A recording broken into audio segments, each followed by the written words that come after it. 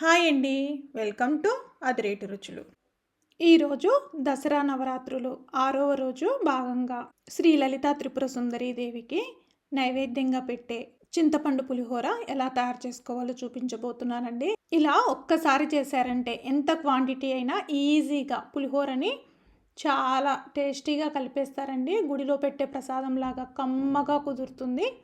ముందుగా నేను దీనికోసము 150 గ్రామ్స్ వరకు చింతపండు తీసుకున్నాను. ఇప్పుడు ఈ చింతపండుని ఒకసారి నీళ్లు పోసుకొని ఒకసారి శుభ్రంగా కడిగేసుకోవాలి. ఇలా కడిగేసుకున్న తర్వాత ఇప్పుడు ఇందులోని వాటర్ మొత్తం వంపేసుకొని ఇప్పుడు ఇందులోకి 1 గ్లాస్ వరకు హాట్ వాటర్ వేసుకుందాము. హాట్ వాటర్ వేసుకొని ఒక గంట సేపు నానబెట్టారంటే చింతపండు అనేది బాగా నానిపోతుంది. ఇప్పుడు స్టవ్ ఆన్ చేసుకొని ప్యాన్ పెట్టేసుకొని ఇందులోకి 1/2 టీ స్పూన్ వరకు ఆయిల్ వేసుకొని ఇందులోకి 1 టీ స్పూన్ వరకు మెంతులు వేసుకొని ఈ మెంతులు కాస్త దోరగా వేగిన తర్వాత ఇందులోకి 1 టీ స్పూన్ ఆవాలు వేసుకొని ఆవాలు కాస్త వేగిన తర్వాత ఇప్పుడు ఇందులోకి 2 టీ స్పూన్ల వరకు జీలకర్ర వేసుకొని వేయించుకోవాలి. ఇలా వేయించుకున్న తర్వాత ఇప్పుడు ఇందులోకి 1 టీ స్పూన్ మిరియాలు కూడా వేసుకొని ఒకసారి బాగా కలిపేసుకుందాం. ఇలా కలిపేసుకున్న తర్వాత ఇప్పుడు 1 టేబుల్ స్పూన్ వరకు ధనియాలు వేసుకొని ఈ ధనియాలని లో ఫ్లేమ్లో మంచిగా వేయించుకోవాలండి. ఈ విధంగా వేగిన తర్వాత ఇందులోకి 8 ఎండుమిర్చి అలాగే 2 రెమ్మల కరివేపాకు కూడా వేసుకొని వేయించుకోవాలి. దినుసులు అనేవి ఎక్కడ మాడిపోకుండా చూసుకోండి. ఇప్పుడు స్టవ్ ఆఫ్ చేసుకొని వీటిని పూర్తిగా చల్లార్చుకున్న తర్వాత మిక్సీ జార్లోకి తీసేసుకుందాం.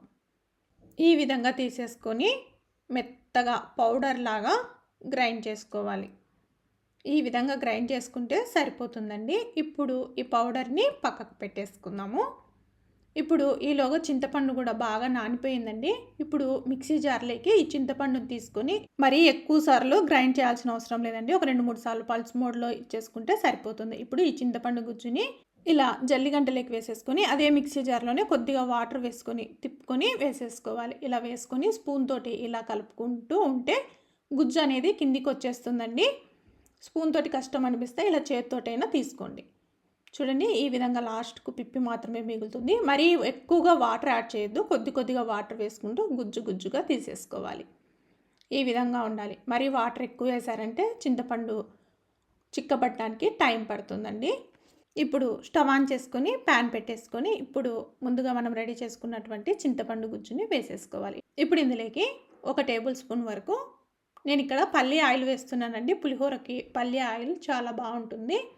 అలాగే ఇందులోకి 1 టీ స్పూన్ వరకు పసుపు, కొద్దిగా బెల్లము, అలాగే 2 రెమ్మల కరివేపాకు కూడా వేస్తున్నాను. అలాగే 4 పచ్చిమిర్చి ఇలా చీలికలుగా కట్ చేసుకొని వేసుకోండి.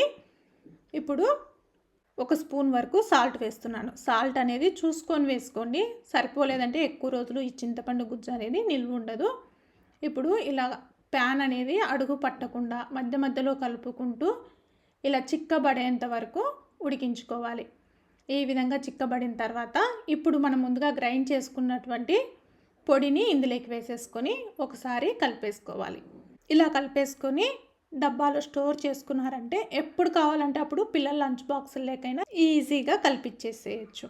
ఇప్పుడు నేను ఇక్కడ ఒక బౌల్లోకి 1 గ్లాస్ వరకు రైస్ తీసుకుంటున్నాను. ఈ రైస్ని ఒక 2-3 సార్లు బాగా శుభ్రంగా కడిగి పెట్టేసుకోవాలి. ఇలా కడిగి పెట్టేసుకొని ఒక 10 నిమిషాల పాటు నాననివ్వండి. 10 నిమిషాల తర్వాత కుక్కర్లోకి తీసేసుకొని నేను ఇక్కడ 1 గ్లాస్కి 2 గ్లాసుల వరకు నీళ్ళని వేస్తున్నాను. అలాగే రుచికి తగినంత కల్లుప్పు, 1 టీ స్పూన్ వరకు నెయ్యిని వేసుకొని స్టవ్ ఆన్ చేసుకొని కుక్కర్ పెట్టేసుకొని మీడియం ఫ్లేమ్లో 2 విజిల్స్ వేపించుకోవాలి. ఇప్పుడు స్టవ్ ఆఫ్ చేసుకొని పూర్తిగా ప్రెషర్ పోయిన తర్వాత మూత తీసి ఇప్పుడు రైస్ని ఒక వెడల్పుగా ఉన్న గిన్నెలోకి తీసేసుకొని చల్లార్చుకోవాలి. వేడిగా ఉన్నప్పుడే ఇలా పొడిగా చేసేసుకోండి, లేదంటే ముద్దగా అవుతుంది. ఇప్పుడు ఇందులోకి 1 రెమ్మ వరకు కరివేపాకు, అలాగే 1 టీ స్పూన్ నెయ్యి వేసుకొని వేడిగా ఉన్నప్పుడే ఇలా కలిపేసుకున్నారంటే ఈ కరివేపాకు ఫ్లేవరు పులిహోరకు పట్టి చాలా బాగుంటుందండి. ఈ విధంగా కలిపేసుకొని రైస్ని పూర్తిగా చల్లారబెట్టుకోవాలి. ఇప్పుడు ఈలోగా స్టవ్ ఆన్ చేసుకొని ప్యాన్ పెట్టేసుకొని ఇందులోకి 1.5 టేబుల్ స్పూన్ వరకు పల్లి ఆయిల్ వేస్తున్నానండి.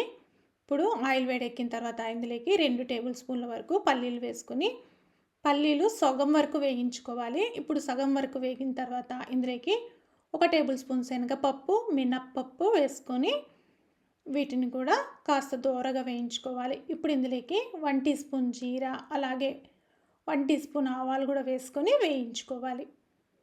ఇప్పుడు పోపు ఈ విధంగా వేగిన తర్వాత ఇందులోకి 1 టేబుల్ స్పూన్ వరకు జీడిపప్పు పలుకులు కూడా వేసుకొని వేయించుకోవాలి. జీడిపప్పు వేగడానికి టైం పట్టదు కాబట్టి దినుసులన్నీ సగం పైన వేగిన తర్వాత వేసేసుకోవాలి. ఇప్పుడు ఇందులోకి 4 లేదా 5 పచ్చిమిర్చి సన్నగా పొడవుగా కట్ చేసుకొని వేసుకోండి. ఈ పచ్చిమిర్చిని కూడా మంచిగా వేయించుకోవాలి. పచ్చిమిర్చి ఇప్పుడు ఈ విధంగా వేగింది కదా, ఇప్పుడు ఇందులోకి 4 ఎండుమిర్చిని కూడా వేసుకొని వేయించుకుందాం. ఇప్పుడు ఇందులోకి 2 రెమ్మల కరివేపాకు కూడా వేసుకొని వేయించుకోవాలి. ఇలా వేయించుకున్న తర్వాత ఇప్పుడు ఇందులోకి మనం ఆల్రెడీ చింతపండు గుజ్జులో పసుపు వేసాం కాబట్టి కొద్దిగా 1/2 టీ స్పూన్ పసుపు, అలాగే 1/2 టీ స్పూన్ ఉప్పు, అలాగే 1/2 టీ స్పూన్ కన్నా తక్కువగా ఇంగు వేస్తున్నాను. ఇలా వేసుకొని ఒకసారి కలిపేసుకొని మనం రెడీ చేసుకున్నటువంటి చింతపండు గుజ్జుని రైస్ క్వాంటిటీకి తగ్గట్టుగా వేస్తున్నానండి. నేను ఇక్కడ ఇందులోకి 3 టీ స్పూన్ల వరకు చింతపండు గుజ్జు వేస్తున్నాను. ఇలా వేసుకొని ఒకసారి ఆయిల్లో మొత్తం బాగా కలిసే విధంగా కలుపుకోండి.